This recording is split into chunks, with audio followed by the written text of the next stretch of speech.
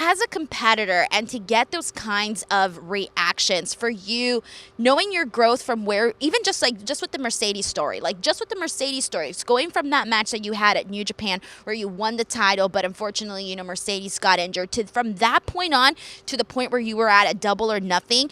How would you describe that growth that you had within just that time period alone?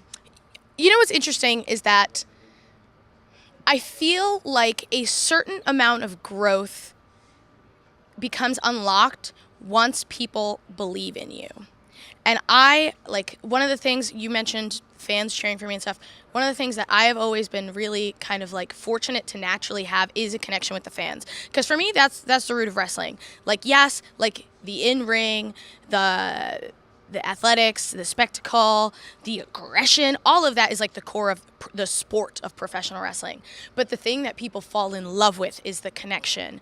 And so for me, that came really naturally. I think as someone who's always loved wrestling my whole life, I understand what you guys feel. And so we kind of have this flow back and forth. And I think once I had beat Mercedes the first time, people were like, oh, okay, this is a big deal. Now let's see what you can do, kid. And so I guess it was within me all along, not to be cheesy and corny, even though that's who I am.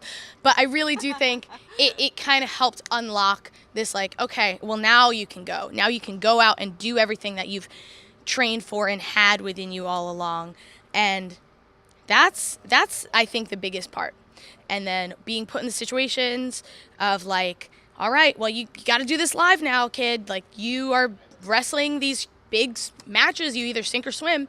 And luckily, I swam.